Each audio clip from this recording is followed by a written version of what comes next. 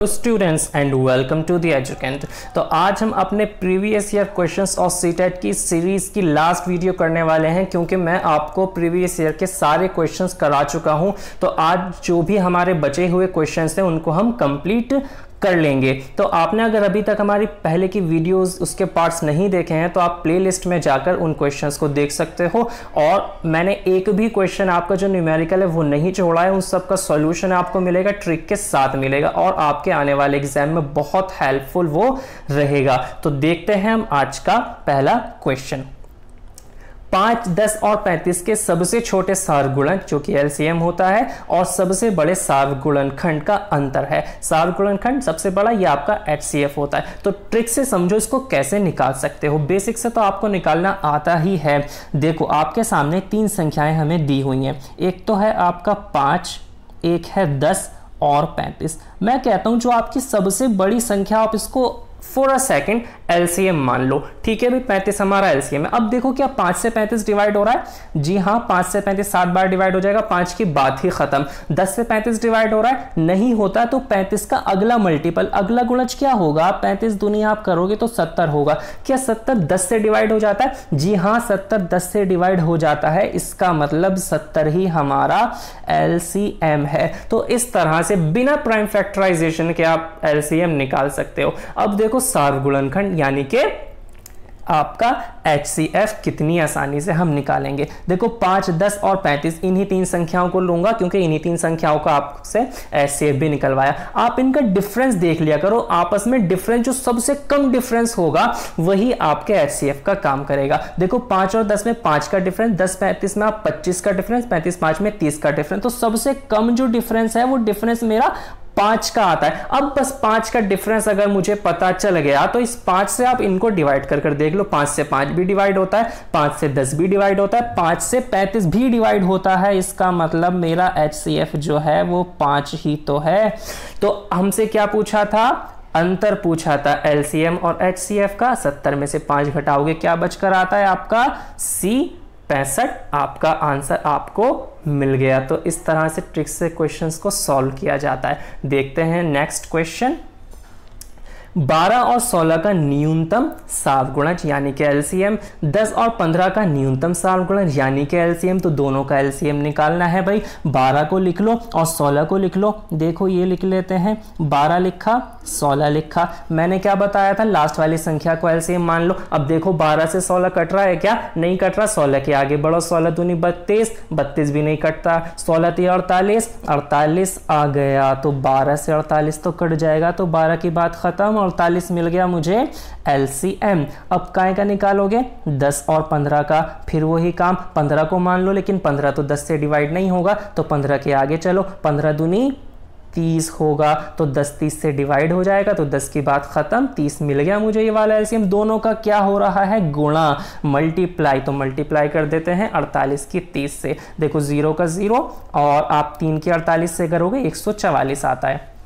तो 1440 option C मेरा answer इसका हो जाएगा। बात समझ में आई? नेक्स्ट क्वेश्चन देखते हैं। अच्छा, आज हमारी ये सीरीज तो कंप्लीट हो जाएगी आपके प्रीवियस ईयर क्वेश्चंस की। इसके बाद हम जो आपका सीटेट का एग्जाम आने वाला है उसके लिए मैथ्स का क्रैश कोर्स स्टार्ट करेंगे। तो आप हमारे साथ जुड़े रहिए, जिससे कि आपका हम सारा कोर्स आपका चैप्टर वाइज कवर करा सकें, अगर आपने अभी तक भी स्टार्टिंग नहीं की है अपनी पढ़ाई की। देखते हैं नेक्स्ट क्वेश्चन। एक बच्चे ने 5 विषयों में से प्रत्येक में 75 अंक प्राप्त किए। बच्चे द्वारा प्राप्त अंकों की माध्यिका क्या है? अब देखो 5 सब्जेक्ट है, सब में ही 75 आए हैं, तो कोई सोचने वाली बात ही नहीं है। माध्यिका भी आपकी 75 हो जाएगी।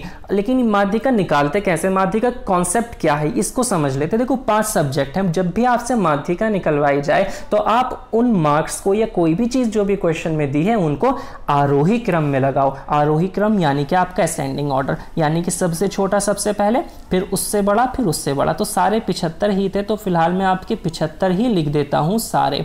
तो 5 थे। अब माध्यिका क्या होती है? जो बीच वाला नंबर होता है वो माध्यिका होती है। तो कम वाले भी निकल जाते हैं, ज्यादा वाले भी निकल जाएंगे, जो बीच वाला 75 बचेगा वो आपका आंसर। तो इस क्वेश्चन में तो सारे 75 थे, तो इस वजह से आपका 75 ही माध्यिका बिना निकाले पता लग गया। अदरवाइज कम ज्यादा दिया होता तब आप बीच वाला लेकर माध्यिका निकाल सकते थे। बात समझ में आई होगी। नेक्स्ट क्वेश्चन देखते हैं। 200 ml और 300 ml माप वाले बर्तनों का उपयोग कर 2000 ml आयतन की एक बाल्टी भरनी है। अब 200 ml और 300 ml के बर्तनों द्वारा क्रमशः बाल्टी भरने के लिए बर्तनों के निम्नलिखित संयोजनों में से कौन सा सही नहीं है। अब देखो क्वेश्चन पूछना क्या चाह रहा है कि आपको जो एक बाल्टी भरनी है वो 2000 ml की है। अब भरनी कैसे, एक 200 ml वाला यूज करना है बर्तन, एक 300 ml वाला। तो 200 ml वाला कितनी बार किया जाए, 300 ml वाला कितनी बार किया जाए, ये आपको ऑप्शंस में दिया हुआ है। जैसे कि ऑप्शन ए में 4 4, यानी कि 200 वाला भी 4 बार करेंगे और 300 वाला भी 4 करेंगे तो क्या 2000 ml की बाल्टी भर जाएगी, यही आपसे पूछा है। तो देखते हैं कैसे पता लगेगा। देखो एक तो 200 वाला बर्तन, एक 300 वाला बर्तन। अगर मैं 200 वाले को 4 बार भरूंगा यानी कि 4 से मल्टीप्लाई कर कर देखना पड़ेगा, और इसकी भी 4 से मल्टीप्लाई, तो इसकी 4 से करोगे कि ये हो जाएगा आपका 800, ठीक है 800 ml भर गया। इसकी आप करोगे 300 की 4 से ही हो जाएगा आपका 1200। तो 800 इसने भर दिया, 1200 इसने भर दिया, 800 और 1200 2000 हो गया। हाँ जी हाँ हो गया। तो ऑप्शन ए ये तो सही ग्रुप है। इस तरह से आपका जो बाल्टी है वो भर जाएगी। दूसरा वाला देखते हैं अब इस तरह से।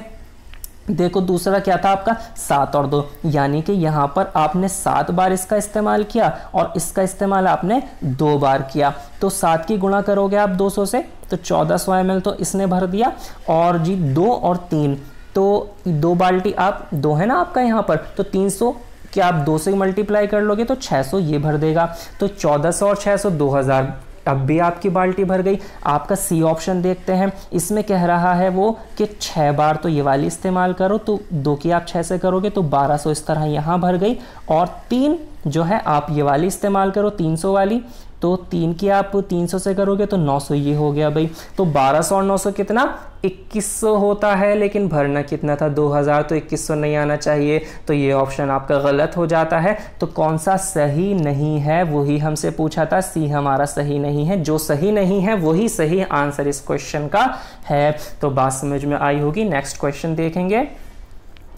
यदि निम्नांकित पाई चार्ट में लाल भाग 40 है तो सफेद भाग क्या है। देखो रेड पार्ट दिया है, आर लिख लेते हैं रेड पार्ट का हम। रेड पार्ट कितना है वो 1/2 है, लेकिन उसका मान कितना है 40। अब निकालना क्या था, वाइट वाला निकालना है। तो वाइट निकालने के लिए 40 ऐसे ही लिखा। वाइट जो आपको निकालना होता है उससे गुणा करते हैं। वाइट निकालना था, वाइट हमें यहाँ पर 1/8 दिया हुआ है, गुणा कर दी। और जो हमारे पास 40 मौजूद था वो क्या था, वो आपका रेड था, वो 1/2 था। उससे डिवाइड करोगे, 1/2 से डिवाइड करोगे तो 1 तो यहीं आ जाएगा और 2 आपका चला जाएगा गुणा में, क्योंकि 1/2 में 2 नीचे जाएगा, नीचे वाली चीज आप सबसे ऊपर ले जाते हो। तो इस तरह से इसकी कैलकुलेशन होती है। 8 से आप 40 को काटोगे, 8 पंजे 40, 2 की 5 से गुणा, तो आ जाएगा 10। ऑप्शन ए 10 आपका करेक्ट आंसर। नेक्स्ट क्वेश्चन देखते हैं।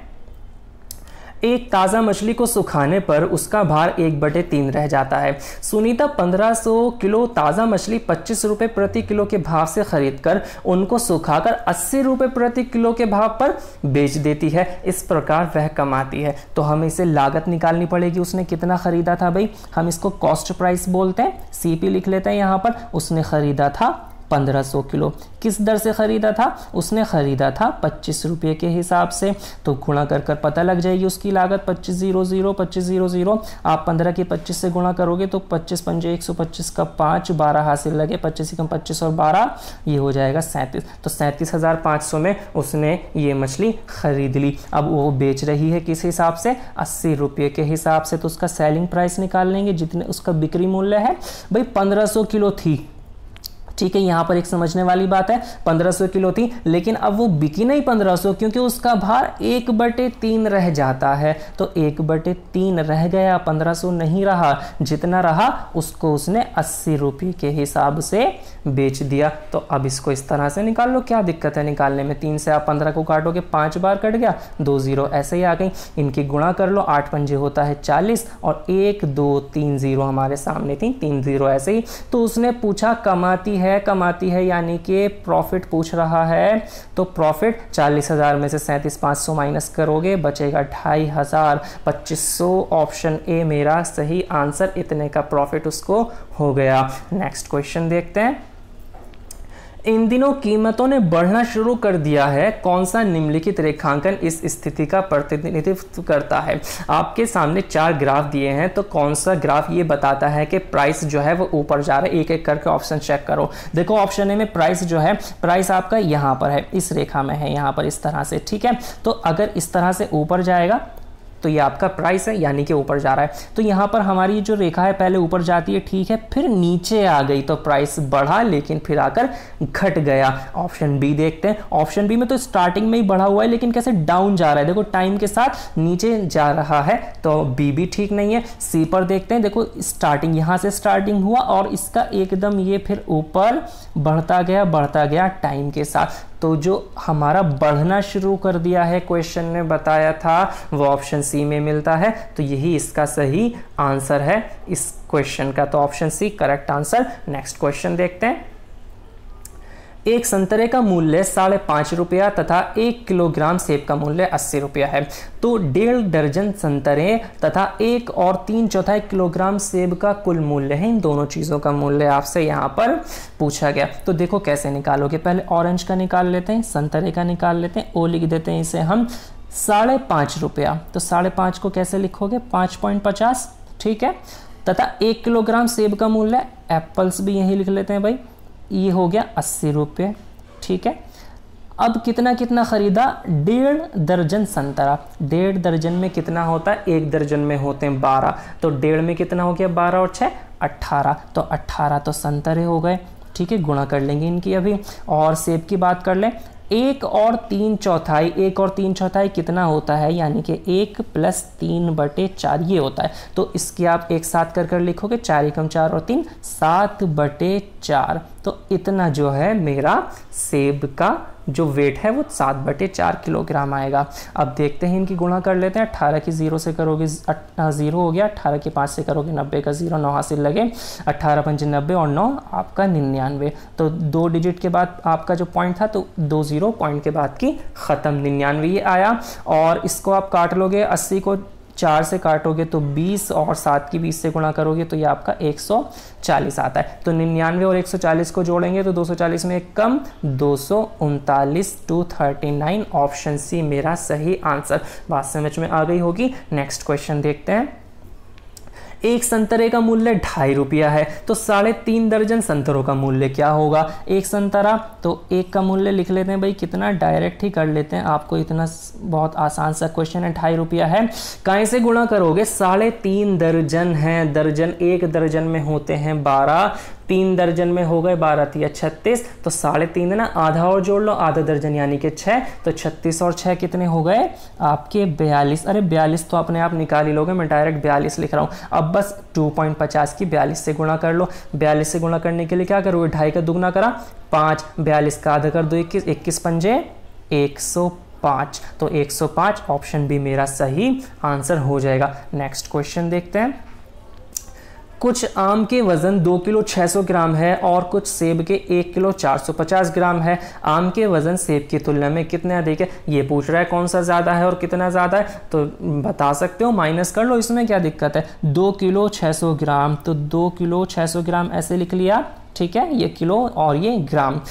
अब 1 किलो 450 ग्राम, 1 किलो 450 ग्राम, ये आ गया, माइनस कर लोगे मिल जाएगा, 0 का 0, 5 का 5, 5 में से आपका 1 और 2 में से गया 1, तो 1 किलो 150 ग्राम, ये ऑप्शन बी होना चाहिए आपका। ऑप्शन बी 1 किलो 150 ग्राम आपका सही आंसर। नेक्स्ट क्वेश्चन देख लेते हैं। 6, 9 और 12 का न्यूनतम साफ गुणज और 4, 6 और 8 का न्यूनतम साफ गुणज, तो वही एलसीएम की बात हो रही है। तो एलसीएम मैंने आपको ट्रिक से निकालना बताया था, उसी ट्रिक का यहाँ भी इस्तेमाल करेंगे। देखो 12 को आप मान लो कि एलसीएम है आपका, तो इसको डिवाइड कर देखो, 6 से तो 12 डिवाइड हो जाएगा, तो 6 की तो बात खत्म हो गई। अब 12 से आगे बढ़ो, क्योंकि 9 से डिवाइड नहीं होता, तो 12 से आगे बढ़ोगे तो 24 आएगा, 24 भी नहीं होता, आगे बढ़ोगे तो 36 आएगा 3 बार में, तो 9 से 36 को काटोगे 4 बार कट गया, तो यानी कि 36 मुझे मिल गया इसका एलसीएम। इसमें से कुछ माइनस करना था, माइनस भी एलसीएम करना है, काहे का, 4, 6 और 8 का। तो क्या करोगे, 8 को मान लो कि हमारा एलसीएम है, 4 से डिवाइड कर देखा, हो गया डिवाइड, तो 4 की तो बात खत्म हो गई। 6 से 8 को डिवाइड करोगे, नहीं होगा, 8 से आगे बढ़ो, 8 दूनी 16 होता है, और 16 से आगे बढ़ोगे तो 24 होता है, और 24 6 से हमारा कट जाता है 4 बार में, तो 24 ही मेरा एलसीएम हो गया। और 36 भी एलसीएम मिल गया, 24 भी एलसीएम मिल गया, बीच में माइनस का निशान था, तो 36 में से 24 घटा लोगे तो बचता है 12। ऑप्शन बी करेक्ट आंसर आपका यहां से मिल जाएगा। नेक्स्ट क्वेश्चन देख लेते हैं। 36 और 60 का सबसे छोटा सार्वगुणज और जिसको आपको डिवाइड करना है 18 और 45 का सबसे बड़ा सार्वगुणनखंड यानी कि एचसीएफ। और थोड़ी सी प्रैक्टिस कर लेते हैं। देखो सारे प्रीवियस ईयर के ही क्वेश्चंस हैं आपके और सेम क्वेश्चन रिपीट होते हैं, देख रहे हो आप यहाँ पे 36 और 60 दिया हुआ है, तो एलसीएम निकालना है। 36 और 60 का एलसीएम कैसे निकालोगे, आसान तरीका यहाँ पर यह है कि कॉमन ले लो। कॉमन क्या आ रहा है यहाँ पर, 12 से दोनों संख्याएं डिवाइड हुई, तो 12 तिया 36 और अंदर बचेगा 12 पंजे 60। तो 12 तो बाहर था, अंदर की संख्याएं जो है वो प्राइम नंबर्स हैं, 3 और 5 किसी से डिवाइड नहीं होते, अभाज्य संख्याएं कहलाती हैं। जब भी अभाज्य संख्याएं आपको मिल जाएं और उनका एलसीएम निकालना हो तो डायरेक्ट गुणा कर दिया करो बिना सोचे समझे। 3 पंजे 15 होता है, ठीक है, डायरेक्ट गुणा कर दी। 12 भी तो लिया हुआ था आपने कॉमन, तो 12 की भी तो गुणा करोगे 15 से, तो 12 की 15 से गुणा की हो जाएगा 180, तो मिल गया एलसीएम। कौन सी बड़ी बात थी इसमें, कौन सी परेशानी आई। अगली बात हम करते हैं 18 और 45 के एचसीएफ की। एचसीएफ के लिए मैंने आपको बताया हुआ है कि आप दोनों का डिफरेंस देखा करो। 18 और 45 में डिफरेंस क्या आता है, 27। अब भाई 27 हमारा डिफरेंस तो आ गया, लेकिन 27 से तो ना 18 डिवाइड होता ना 45 डिवाइड होता, तो क्या करें, करना ये पड़ेगा 27 के फैक्टर्स। देखो फैक्टर्स बड़ी संख्या से स्टार्ट करना, छोटी से तो डिवाइड हो ही जाएगा। 27 का सबसे बड़ा फैक्टर 27 खुद होता है, तो 27 खुद तो कभी लेना ही नहीं, इसके नीचे जाओगे। 27 के बाद जो इससे छोटा फैक्टर होगा 27 का वो होता है 9। 9 के बाद और भी हो सकते हैं, लेकिन पहले बताया बड़ी संख्या से आप डिवाइड कर देखो तो बड़ी संख्या 9 ही आती है सबसे। तो 9 से डिवाइड करेंगे हम 18 को, 9 दूनी 18 हो जाता है। 45 को डिवाइड करेंगे, 9 पंजे 45 भी हो जाता है। तो देर किस बात की, 9 ही मेरा HCF इसका हो जाता है। तो बात समझ में आई होगी, डिफरेंस किया और उस डिफरेंस से, उस अंतर से अगर दोनों संख्याएं डिवाइड ना होती हो तो उस अंतर का फैक्टर्स ले लिया करो। फैक्टर्स जो बड़े हों उससे आप स्टार्ट किया करो, जिस फैक्टर से आपका डिवाइड हो जाए वही आपका एचसीएफ हो जाता है। तो दोनों चीजें मिल गई। अब हमें क्या करना था, इस 180 को इससे 9 से डिवाइड करना। 9 से 180 को काटोगे 20 बार डिवाइड हो जाएगा, क्योंकि 9 दूनी 18 और 0 का 0 आपको ऐसे ही मिलेगा। तो option A 20 is the correct answer. Next question देखते हैं। निम्न में से कौन सा सही नहीं है। ऑप्शन ए 1 पैसा बराबर 0.01 रुपए। तो ठीक है, क्योंकि 1 रुपए में आपके कितने पैसे होते हैं, 100 पैसे होते हैं। तो 1 को अगर आप 100 से डिवाइड करोगे तो यही आएगा। तो ये बात तो ठीक है, ऑप्शन ए करेक्ट है आपका। 1 और आधा दर्जन 18, तो 1 दर्जन में 12 और आधे दर्जन में 6, तो 12 और 6 18 होता है, तो ये भी ठीक हो गया। 1 मिलीलीटर बराबर 0.1 सेंटीमीटर। देखो 1 मिलीलीटर जो होता है, मिलीमीटर जो होता है आपका, वो 1/10 सेंटीमीटर के बराबर, यानी कि 1 सेंटीमीटर में आपके 10 मिलीमीटर होते हैं। तो 1 को अगर मैं 10 से डिवाइड कर लूँगा इस मिलीमीटर को, तो ये सेंटीमीटर बन जाएगा। अब 10 से आप 1 को डिवाइड करोगे तो 0.1 ही आता है। तो ये दोनों भी बराबर हैं आपके। लास्ट वाला देख लेते हैं। 3 लीटर 30 मिलीलीटर। 3 लीटर का मतलब होता है 3000 मिलीलीटर। 3000 ये हो गए और 30 ये हो गए, तो ये होना चाहिए था 3030, जबकि बराबर दिया हुआ है 330। तो ये तो गलत हो गया, दोनों साइड मैच नहीं हो रही। तो ऑप्शन डी आपका सही नहीं है, और सही नहीं है तो यही आंसर आपका इसका हो जाएगा क्वेश्चन का, हमारा ऑप्शन डी। नेक्स्ट क्वेश्चन देखते हैं। इसमें आपसे पूछा कौन सा सत्य नहीं है, उसी तरह का क्वेश्चन है। 7 मीटर और 10 सेंटीमीटर बराबर 710 सेंटीमीटर। 7 मीटर का मतलब होता है 700 सेंटीमीटर। 700 तो आपके ये हो गए, 10 ये हो गए, तो 710 आपका सही हो गया, दोनों साइड इक्वल। 1 आधे का आधा और 3/4 का 1/3। ये क्या कहना चाह रहा है भाई, देखो 1 आधा और इसका भी आधा बराबर है 3/4। 3/4 ऐसे लिखते हैं 3/4 गुणा 1/3, इसका 1/3। क्या ये दोनों बराबर हैं, देख लेते हैं भाई। 1/2 तो 1/2 तो कितना होगा आपका, नीचे आपकी गुणा हो जाएगी, इधर लिख लेते हैं 2 दूनी 4, ठीक है, तो 1/4 आ गया। 3 से 3 कटा, ये कितना आ गया, ये भी 1/4 आ गया। तो ये दोनों चीज़ें भी आपकी बराबर हो गई। अब 2 किलो 112 ग्राम और 2112 ग्राम, ये भी बराबर, क्योंकि 2 किलो में कितने ग्राम होते हैं भाई, 1 किलो में 1000 ग्राम, तो 2 किलो में 2000 ग्राम और 112 तो 2112 हो गया। ठीक है भाई, ये भी आ गया। ये तो लास्ट क्वेश्चन की तरह ही आ गया कि 3 लीटर 60 मिलीलीटर, 3 लीटर का मतलब 3000 मिलीलीटर, तो 3060 होना चाहिए था, जबकि आपको दिया हुआ है सिर्फ 360। तो ये ऑप्शन डी आपका इस क्वेश्चन का आंसर हो जाएगा, क्योंकि ये गलत है और जो गलत है वही आपसे इस क्वेश्चन में पूछा गया था। तो इसी क्वेश्चन के साथ हमारे प्रीवियस ईयर के जितने भी क्वेश्चंस हैं सीटेट में आए हुए वो सारे कंप्लीट हो जाते हैं। और अगर आपने अभी तक पीछे वाले पार्ट्स नहीं देखे हैं तो आप प्लेलिस्ट में जाकर उन्हें भी देख सकते हो, बहुत हेल्पफुल आपके लिए होने वाले हैं। और हमारे चैनल को अगर अभी तक आपने सब्सक्राइब नहीं किया तो सब्सक्राइब भी कर दें, क्योंकि हम मैथ्स का क्रैश कोर्स स्टार्ट करने वाले हैं जो आपके सीटेट के रिविजन के लिए इंपॉर्टेंट होगा। आपने बेसिक से अभी नहीं पढ़ा है अभी तक तो भी आपके लिए बहुत इंपॉर्टेंट होने वाला है, क्योंकि उसमें हम सारे ही टॉपिक कवर करेंगे। ठीक है, तो एंड मोस्ट इंपॉर्टेंटली आप अपना ख्याल रखें और हमारे साथ जुड़े रहें। Thank you so much.